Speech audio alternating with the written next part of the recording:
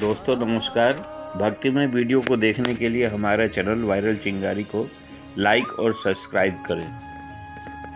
दोस्तों इस वीडियो में हमने ये प्रयास किया है कि बहुत से लोग साईं जी को बहुत अच्छी तरह से जानते हैं और कुछ लोग ऐसे हैं जो साईं जी को कम जानते हैं, उनके जीवन के बारे में कम सुने हैं और उनकी कम छवियाँ यानी फ़ोटो देखी है। इस वीडियो में हमने यही प्रयास किया है कि ज़्यादा से ज़्यादा उनके जीवन के जो फ़ोटोएँ हैं यानी कि पिक्चर हैं उनको हम इसमें दिखा सकें और उसके बारे में थोड़ी बहुत बातें जो हम जानते हैं वो आप लोगों को बता सकें। दोस्तों ऐसे तो सुना जाता है कि साईं जी के जन्म का कोई वर्णन कहीं नहीं मिलता है, उनके माता पिता कौन थे ये भी नहीं पता चलता है, लेकिन एक महाराष्ट्र का एक जो हमारे पास जो लिखित एक पिक है जो हमने कहीं से कलेक्ट की है, वो उसमें ये लिखा हुआ है कि साईं बाबा का जन्म 1835 में 28 सितंबर को हुआ था, यानी 28 सितंबर 1835 को उनका जन्म हुआ है। पैलेस ऑफ बर्थ यानी जो स्थान था वो पाथरी गांव था। जब साईं बाबा सबसे पहले शिरडी में आए थे तो 1851 में आए थे। फिर उसके बाद सुना जाता है जैसे किस्से कहानियों में कि साईं बाबा किसी बात से कहीं कुछ दिनों के लिए कहीं चले गए थे और उसके बाद जब शिरडी में उनकी दोबारा आगमन हुआ था उनका, तो वो 1858 में हुआ था।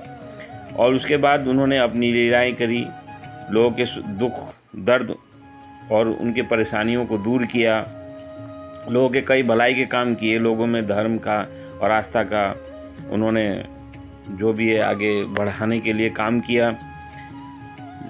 और जब अंत में जब उन्होंने शरीर छोड़ा तो यानी कि जिसको हम कहते हैं एक्सपायर हो गए, वो सन 1918 में एक्सपायर हुए हैं। लोकेशन शिरडी ही थी, महाराष्ट्र, इंडिया। जब साईं बाबा सबसे प्रथम जब नव युवा के रूप में या पहली बार जब शिरडी में उन्होंने अपना दर्शन दिया था, तो वो सबसे पहले जो खंडोबा का जी का मंदिर था वहाँ उन्होंने महालसापति जी को दर्शन दिया था। जब महालसापति जी, सुनने में आता है कि जब महालसापति जी पूजा करके जैसे ही मंदिर की सीढ़ियाँ उतर रहे थे तो वहाँ एक नवयुवक खड़े थे, जिनको देख करके महालसापति जी के मुंह से निकला कि आओ साईं, और आओ साईं शब्द ही साईं का नाम बन गया, जिससे बाद में और उसी समय से सब लोग उनको साईं के नाम से पुकारने लगे। फिर उसके बाद उन्होंने अपना जीवन शिरडी में शुरू किया, लोगों के भलाई के काम किए, दुख दर्द मिटाए। और हमारे पास एक उनकी युवा अवस्था की भी एक फ़ोटो है जो कि हम इसमें ये लगा रहे हैं, इसे आप देख रहे हैं। और वहाँ के लोग बड़े भाग्यशाली थे, ख़ास तौर पे बाईजामा, जिन्होंने साईं को अपना बेटा बनाया, बेटा माना, बेटे के रूप में ही उनकी सारी उम्र सेवा की, उनका ध्यान रखा। बाईजामा ने अपनी कोख से साईं को जन्म नहीं दिया था, लेकिन वो बेटे का सुख उन्होंने पाया जो एक ईश्वर नर रूप में जन्म लेता है और अपने माँ की ममता के आंचल में अपना जीवन यापन करता है। तो ये बड़ी भाग्यशाली थी बाईजामा। उनका एक घोड़ा भी था, श्याम सुंदर नाम का उनका एक घोड़ा था जो उन्हें बहुत ही प्रिय था।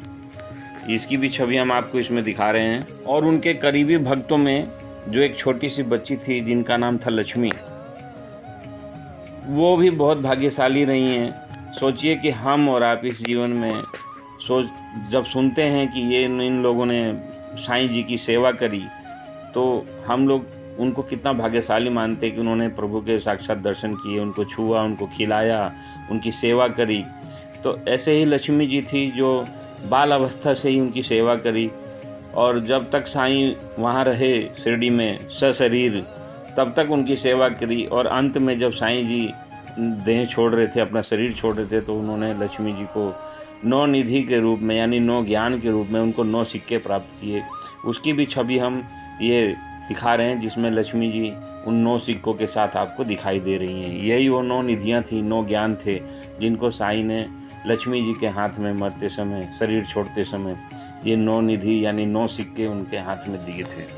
कभी कभी बाबा अपने द्वारिका माई से लेकर के लैंडी पार्क में, यानी जो एक स्थान था जिसको लैंडी बाग बोलते थे, वहाँ घूमने बिचरने चले जाया करते थे, बैठने चले जाया करते थे, लोगों के साथ बैठ के उनके साथ उनके दुख दर्द आपस में बात करके उनकी तकलीफ़ों को दूर करते थे, व्याकुल हो जाते थे तो भी वहाँ चले जाते। उसकी भी तस्वीर ये है जो लैंडी बाग की। अब साईं जी का यश भक्तों में फैला, उनकी छवि, उनका जो निर्मल स्वभाव, उनकी दयालुता, उनका प्रभाव जब लोगों में फैला तो लोग उनको बहुत ही मानने लगे, उनका इज्जत करने लगे, उनके ऊपर विश्वास करने लगे और लोग इस तरह अपने नगर में, अपनी गलियों मोहल्लों में अपनी उनकी पालकी यानी कि झांकी निकालते थे, जिसकी छवि ये आपको दिखाई दे रही है। सभी से मिलकर बात करना, उनकी व्यथाएं सुनना, सभी विषय मामलों पर चर्चा करना, ये साईं जी की एक खासियत थी जिसकी छवि आप देख रहे हैं। गांव में उनके इतने बड़े बड़े भक्त, तहसीलदार या नायक, सूबेदार या जो भी ओहदे पे, बड़े बड़े ओहदे पे लोग जो थे, वो लोग भी साईं को बहुत मानते थे, उनके प्रभाव से प्रभावित हुए, उनके कर्म से, उनके व्यवहार से, उनके आचरण से, उनकी दयालुता से सब लोग प्रभावित थे और उनको भगवान का दर्जा देते थे, उनको मानते थे, पूजते थे और सब लोग उनको हमेशा चारों तरफ से घेरे रहते थे। उनसे दूर जाना ही नहीं चाहते थे, इतना सब लोग उनको प्यार करते थे, जिसकी छवि आप देख रहे हैं कि साईं को ले जा रहे हैं लोग, उनके साथ खड़े होकर के फ़ोटो खिंचवा रहे हैं। ये सब एक रियल पिक्चर है जो कि हमें जल्दी देखने को नहीं मिलती हैं। और बाईजा माँ की तो बात क्या कहना, कितनी खुशनसीब थी वो कि अपने हाथों से साईं को खाना खिलाती थी, उनके काम करती थी, उनका दुख दर्द, उनके ध्यान रखना, ये सब किया करती थी। तस्वीर में आप देख रहे हैं कि बाईजा माँ बैठी हुई हैं और साईं जी चक्की से आटा पीस रहे हैं। कितना खूबसूरत पल है ये, अपने हाथों से आटा पीस करके बनाना और उसी में से एक निवाला खुद खाना, बाकी सब गरीबों में बांट देना, लोगों को खिला देना, ये साईं जी की खासियत थी। ये जितनी भी पिक्चर आप देख रहे हैं, यह सब रियल पिक्चर हैं। हमारा भाग्य है कि हमें ये दर्शन करने को मिल रहा है। हम उनके साक्षात दर्शन तो नहीं कर पाए, लेकिन हम पिक्चर के द्वारा भी उनके दर्शन कर रहे हैं, ये भी हमारा सौभाग्य है। उनके बारे में जान रहे हैं। और ये बाबा की एक छवि है, देखिए ये बैठे हुए हैं, कुछ सोच रहे हैं शायद अपने द्वारिका माई में बैठ करके। कितनी अच्छी फ़ोटो लगी हुई है ये, कितना अच्छा लगता है इनका ये स्वरूप। और किसी भी हाल में ये बाबा रहते थे, जैसे आप इस पिक में देख रहे हैं कि बाबा ने जो अपना चोला पहना हुआ है वो जगह जगह से फटा हुआ है। वो अपने ऊपर कुछ मतलब दिखावा नहीं किया करते थे, जिस हाल में है वैसे ही रहा करते थे, वैसे ही खुश रहते थे और लोगों से कहते थे कि मैं तो ठीक हूँ, मुझे क्या चाहिए, मुझे कुछ नहीं चाहिए, ना पैसा, ना धन, ना दौलत, ना कपड़ा, ना कुछ घर मकान, बस एक द्वारका माई में वो रहते थे और इसी तरह अपना जीवन यापन करते थे। लोगों के दुख दूर किया करते थे। भिक्षा मांगने वो अपने शिरडी की गलियों में निकल जाया करते थे, भिक्षा दे माई, जिसने दे दिया तो ठीक है, ना दिया तो ठीक है, फिर भी सबका मालिक है कह के आगे निकल जाया करते थे। कितनी अच्छी देखिए, एक ये बहुत रियल फ़ोटो है। देखिए ये शिरडी की वो गलियां हैं जो आप देख रहे हैं कि अभी भी वो ऐसे झुग्गी झोपड़ियों से घर थे छोटे छोटे, और उसमें देखिए उस गली में भिक्षा मांगते हुए साईं की ये फ़ोटो खींची गई है। कितना सौभाग्य है ये सब देखना आपका। और ये द्वारका माई के आगे बैठ करके जो चबूतरा था उस पर बैठ करके बाबा ने फ़ोटो खिंचवाई हुई है। लोग खींचते थे फ़ोटो, लोग उनकी विख्याति सुन करके जगह जगह से आते थे और उनके दर्शन करते थे और उनकी फ़ोटो लिया करते थे। उस समय भी कैमरा एक बहुत रेयर चीज़ होती थी जो हर किसी के पास नहीं होती थी। किसी बड़े, जो बहुत बड़े लोग हुआ करते थे, उनके पास ये सब सुविधाएं थी, तो वो लोग आकर के इनकी फ़ोटो ले लिया करते थे, प्रेस वाले और चाहे अन्य लोग भी। देखिए किस तरह साईं बैठे हुए हैं एक शाल ओढ़ करके, कितना मनोरम दृश्य है ये बाबा का वो स्वरूप है जिसके हम दर्शन करने जाते शिरडी। और वहाँ अब बाबा का शरीर तो नहीं है, लेकिन ये पत्थर जिस पे बाबा बैठे हुए हैं वो आज भी वहाँ रखा हुआ है। बशर्ते ये है कि उसको अब कोरोना के वजह से कई 2-4 सालों से उसे शीशे में पैक कर दिया गया है। नहीं तो पहले तो हम जब जाया करते तो इस पत्थर को अपने हाथों से भी छुआ हुआ है। ये हम लोग का सौभाग्य था, लेकिन अब दूर से ही दर्शन करने पड़ते हैं। ये बाबा का कितना अच्छा स्वरूप आपको लोग दिखाई दे रहा है। ये एकदम रियल और ओरिजिनल फ़ोटो हैं। देखिए अब ये जो पत्थर रखा हुआ है ये पहले इस समय था, लेकिन अब ये शीशे में पैक हो गया है और उसी पे उनकी चरण पादुका है। लेकिन कोई बात नहीं, दर्शन मात्र से ही हम लोग का भाग्य खुल जाता है। उनका आशीर्वाद हमें दर्शन मात्र से ही मिल जाता है। बाबा तो कण कण में, पूरे शिरडी में, हर जगह है। आप अनेक बार शिरडी गए होंगे, लेकिन ये मेरा भी सौभाग्य प्राप्त नहीं हुआ कि मैं ये स्थान देख पाऊँ। ये बाबा का स्नान करने का जगह थी, जहाँ बाबा जिस जगह बैठ के नहाया करते थे। ये देखिए बोर्ड पे भी लिखा हुआ है कि यहाँ बाबा नहाया करते थे, बाबा के नहाने का स्थान है। आज तक हम भी कई बार शिरडी जा चुके हैं, लेकिन हमने ये जगह नहीं देखी है। शायद ये हमारा अभाग्य है या हमारी नॉलेज में नहीं था, लेकिन मुझे ये पिक मिली है और मैं मैंने इनके दर्शन किए हैं। और अब मैं जाऊंगा तो मैं इस जगह को ज़रूर देखने की कोशिश करूँगा कि ये कहाँ पे है। तो अभी तो मैं इनके यहीं दर्शन कर ले रहा हूँ कि बाबा यहाँ नहाते थे, इस पत्थर पे बैठ के नहाते थे। बाबा सबसे प्यार किया करते थे, क्या जानवर, क्या पंछी, क्या इंसान, क्या बालक, क्या बूढ़ा, क्या नौजवान, सबसे ही प्यार किया करते थे। इसका एक साक्षात आपको उदाहरण स्वरूप ये दिख रहा है कि एक कुत्ते को अपने हाथ से खाना खिला रहे हैं या कुछ भी जो खिला रहे हैं उस समय वहाँ बैठे हुए हैं और उसको बड़े प्यार से वो खिला रहे हैं। कितना पशु प्रेम, नर प्रेम, जीव प्रेम, सारा प्रेम उनके अंदर था। समस्त प्राणी के, जीव जंतु, चर चराचर, सबसे वो प्रेम किया करते थे। ये बाबा का चावड़ी का फोटो है। चावड़ी जो द्वारका माई के बगल में ही है, जिसमें बैठ करके वो लोगों से संगत विसंगत बात किया करते थे, आपस में विचार विमर्श किया करते थे। वही चावड़ी माई है। चावड़ी जी का ये दर्शन है, जहाँ बाबा देखिए इस अवस्था में बैठे हैं। इन दिनों बाबा का स्वास्थ्य थोड़ा ठीक भी नहीं चला करता था, सुनने में यही आता है। और वहीं ये अपना विश्राम कर रहे हैं। चावड़ी का ही सीन है, इसे आप देख लीजिए।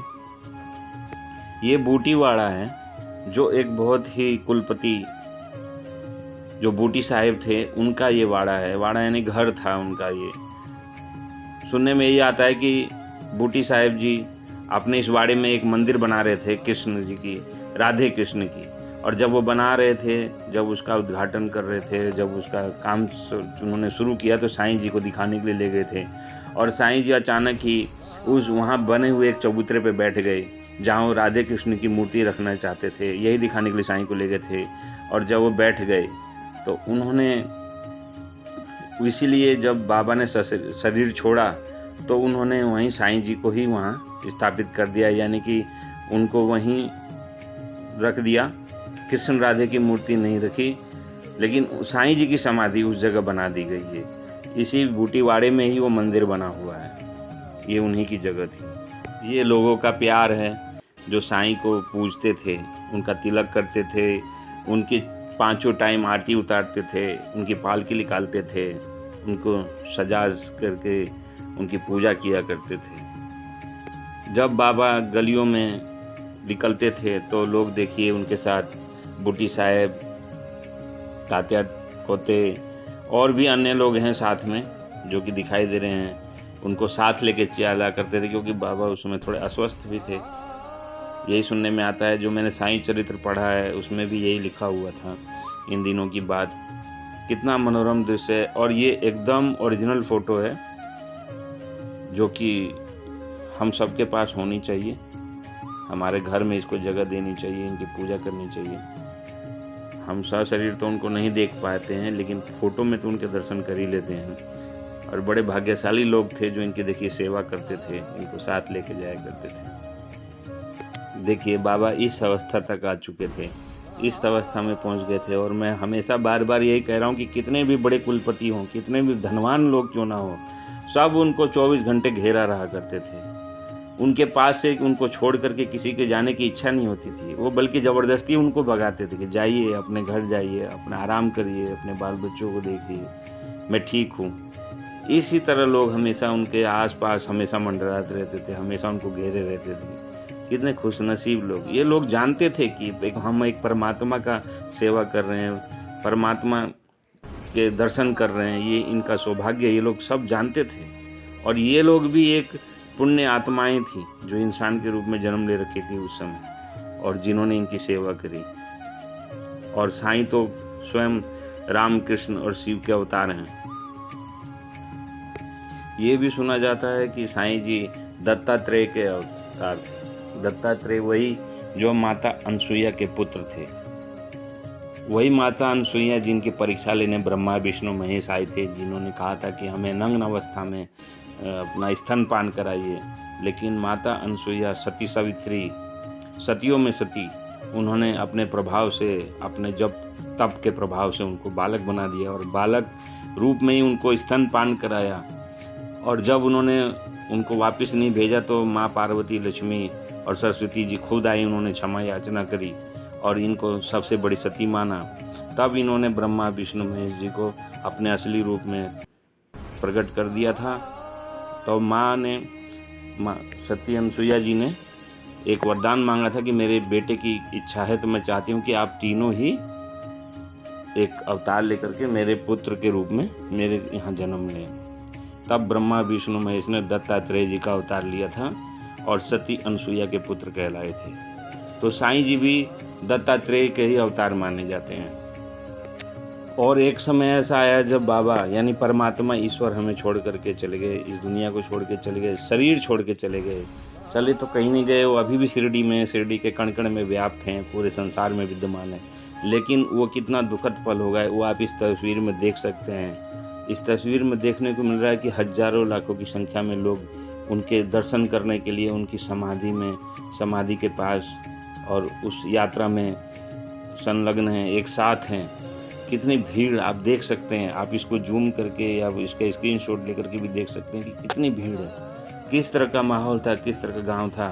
कोई सुविधा नहीं, कोई बड़े मकान नहीं, कुछ नहीं, झुग्गी झोपड़ियाँ, टूटे फूटे घर, लेकिन लोगों का देखिए उत्साह, देखिए लोगों के मन में साईं के प्रति दर्द, देखिए उनके दर्शन करने के लिए कितनी संख्या में लोग यहाँ उमड़े थे।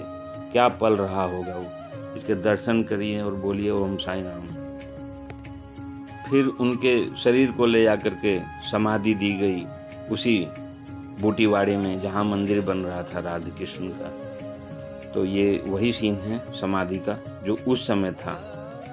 अब तो इसे घेर दिया गया है, नया नया चबूतरा, मार्बल, ये वो लगा करके, सोने से, चांदी से जड़ करके, मार्बल से, महंगे महंगे पत्थरों से जड़ करके एक अच्छा स्थान बना दिया। लेकिन पहले देखिए इस अवस्था में था जो आपको फोटो दिखाई दे रही है समाधि उनकी। फिर उनकी समाधि बनाने के कुछ दिन उपरांत देखिए उनका समाधि को फिर ऐसे सजाया गया, उनकी फ़ोटो रख कर के पूजा की जाती थी, जहाँ एक छत्र भी रखा हुआ है ऊपर। और इस तरह की समाधि थी उस समय उन दिनों। वो ये देखिए एक समाधि का ये जो एक पिक्चर ली गई है, देखिए ये समाधि साईं की बहुत पुरानी है, बहुत पहले की है, लेकिन साक्षात दर्शन कर लीजिए। कभी कभी हम जब शिरडी जाते हैं तो हम सही से समाधि का दर्शन नहीं कर पाते क्योंकि वहाँ बहुत भीड़ होती है और पंडे लोग हमें जल्दी जल्दी आगे कर देते हैं कि चलिए चलिए चलिए चलिए, तो हम सही से दर्शन नहीं कर पाते हैं। देखिए आप समाधि का दर्शन कर लीजिए, कितना मनोरम दृश्य है ये। देखिए कितना अच्छा लग रहा है साईं जी का चरण पादुका और उनके समाधि, और फूल माला से सजाए हुए उनको। जब साईं को रात में 10:30-11 बजे करीब उनको सुलाया जाता है तो इसी तरह सुसज्जित करके उनको सजाए के सुलाया जाता है। साईं ने जब गांव के ही एक जो मूर्तिकार थे उनको स्वप्न कहा कि मेरी मूर्ति बनाओ। जब उन्होंने मूर्ति बनाने का काम किया तो जो भी मूर्तियों में कमी आई है, हमने सुना है कि मेरे कान ऐसे हैं, तुमने ऐसे बनाए, उसको ठीक करो, मेरी नाक ऐसी है, वहाँ ऐसा है, इस करके उन्होंने स्वप्न में उनको बताते गए और वो मूर्तिकार उस मूर्ति को रूप देते चले गए। ये भी बड़े भाग्यशाली हैं कि ये दुनिया में साईं की सबसे पहली मूर्ति है जो इन लोगों ने बनाई थी, इन 4 लोगों ने बनाई थी। और यही वो मूर्ति की पिक्चर है जो ओरिजिनल, जो दुनिया में अगर साईं जी की मूर्ति बनी तो पहली मूर्ति यही थी। इसके बाद तो अनेकों लाखों अरबों करोड़ों मूर्तियाँ बन चुकी हैं और अनेक मंदिरों में लग चुकी हैं और बाज़ारों में बिकती है, लेकिन सबसे प्रथम मूर्ति यही थी साईं जी की प्रतिमा। और ये भी लोग भाग्यशाली हैं जिनको स्वप्न दे देकर बता के अपनी प्रतिमा को उन्होंने तैयार कराया था। ये कितनी अद्भुत बात है।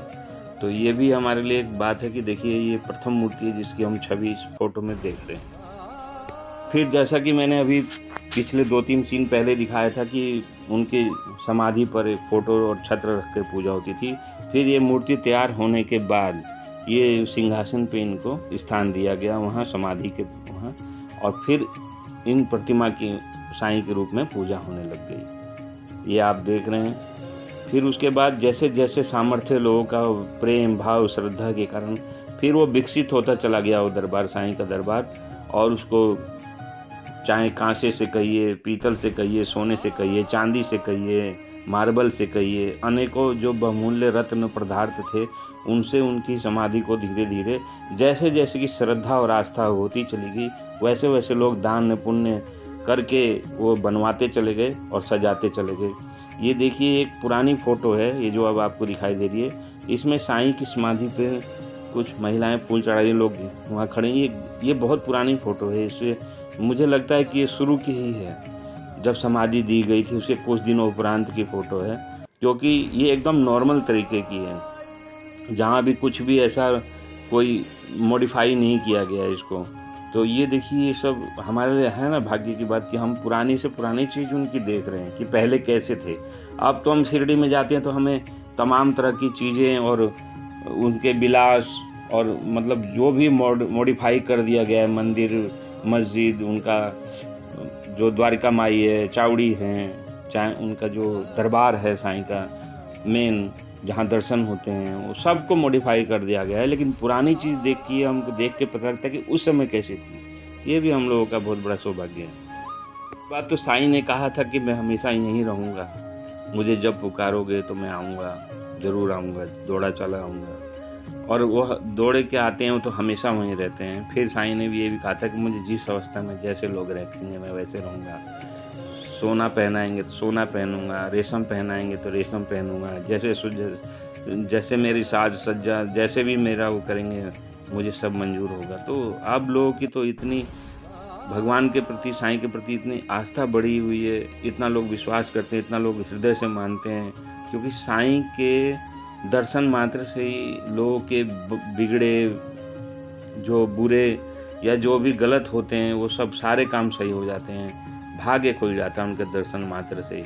और लोगों के जिनके बड़े बड़े काम होते हैं, वो लोग आके अपने श्रद्धा अनुसार इनको अथाह संपत्ति, सोना चांदी धन दौलत जो जैसे उनको बन पड़े वैसे इनको चढ़ावा चढ़ाते हैं और श्रद्धा से इनके आगे शीश नवाते हैं। तो साईं का ये रूप है। अब हाल फिलहाल ऐसे दिखते हैं मेरे साईं।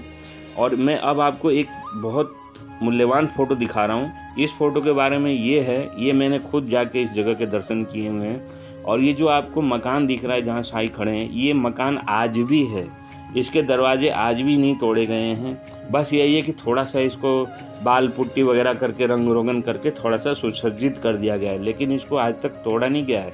और ये ज़मीन से 4-5 फुट नीचे भी अभी भी ये दरवाज़ा है।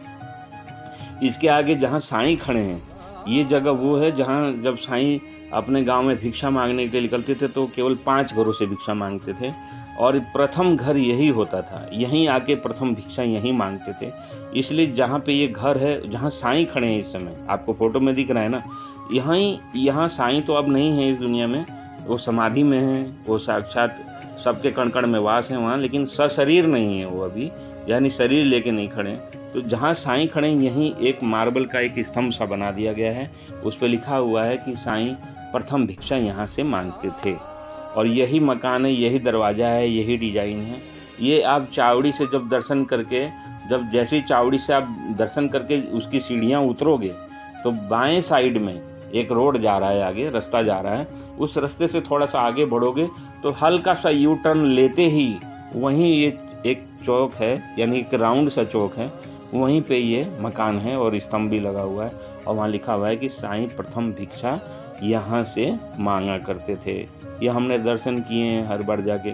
और अब आप इस पिक में देख लेंगे कि पुराना जो साईं का जो दरबार है, जो उनका मंदिर है, वो देखिए ऐसा था। अब तो इसको काफ़ी मॉडिफाई कर दिया गया है, बहुत अच्छे तरीके से संसाधन वहाँ लग गए हैं, हर तरह की सुविधाएं हो गई हैं। जो आप ये फ़ोटो देख रहे हैं, ये हम जैसे ही द्वारिका माई से दर्शन करके निकलते हैं तो हमारे उल्टे हाथ पे ही एक हल्का सा यूँ टर्न बना हुआ है, जहाँ साइड में ही साईं के द्वारका माई के पीछे मुख्य दर्शन है, मुख्य दर्शन का गेट है। मुख्य दर्शन जहाँ से हम करते हैं अंदर एंट्री ले करके, तो मुख्य दर्शन में ना जाके आप जैसे ही सामने देखेंगे वहाँ एक चबूतरा बना हुआ है गोल सा, और वहीं एक मंदिर है हनुमान जी का। इसको दक्षिण मुखी हनुमान जी का मंदिर कहते हैं। ये भी बहुत प्राचीन है, जैसे आप देख रहे हैं कि बहुत पहले से ही है। और इस मंदिर के जस्ट बगल में ही एक पीपल का और नीम का पेड़ है, जो कि ज्वाइंट है आपस में। हमने सुना है ना, आप लोगों ने सुना हुआ है कि बड़ का और पीपल का पेड़ ही ऐसी कहीं भी उग जाते हैं और एक दूसरे में ही उग जाते हैं, लेकिन आपने ऐसा कहीं नहीं देखा होगा कि जहाँ पीपल में नीम उगा हुआ हो और एक साथ मिश्रित होकर, यानी कि एक के अंदर हो करके उगे हुए हैं वो। कभी आप शिरडी जाएं तो ये दक्षिण मुखी हनुमान जी के दर्शन करें, और इसके जस्ट बगल में आपको ये चबूतरा दिख रहा होगा जहाँ लोग बैठे हुए हैं। इसी चबूतरे के ऊपर ही ये पेड़ है, और बहुत पुराना पेड़ है, जिसमें पीपल में से नीम निकला हुआ है, या कहें कि नीम में से पीपल, मतलब दोनों आपस में संलग्न है, यानी एक साथ चिपके हुए, एक में जुड़े हुए हैं। ये आप देखेंगे तो आपको खुद ही अद्भुत लगेगा। अब जो सीन आप देख रहे हैं, साईं जी की चरण पादुका है, तो इसी को वो पहना करते थे। और हमने तो सुना है कि उन्होंने किसी को ये दिया भी था, दान स्वरूप, भेंट स्वरूप दिया था किन्हीं को। वो बड़े भाग्यशाली लोग होंगे जिनको ये दिया था। ये जो आप देख रहे हैं कि इसमें यहाँ बर्तन भी रखे हुए हैं साईं जी के पुराने। साईं जी के आप बर्तन भी देख सकते हैं, इन फोटोओं में आप बर्तन भी देखेंगे, साईं जी का मंदिर भी देखेंगे अभी कि पहले क्या स्वरूप था। फिर आप गुरु स्थान देखेंगे इसमें कि गुरु स्थान जहाँ मीठा नीम, जहाँ लोगों ने जब कहा कि भाई कौन हो ये, आप उनके ऊपर सवाल किया करते थे, उनको नीचा दिखाने के लिए, उनका दुर्व्यवहार उनसे किया करते थे। तो जहाँ साईं जी बैठ करके ध्यान लगाया करते थे नीम के पेड़ के नीचे, तो वहाँ उन्होंने कहा ये मेरे गुरु का स्थान है। तो उसको का क्या सबूत है? तो उन्होंने कहा कि इसके नीचे मेरे गुरु का स्थान है, आप देख सकते हैं। जब लोगों ने देखा, खोदा वहाँ, तो वहाँ 3 दीपक जलते हुए मिले थे।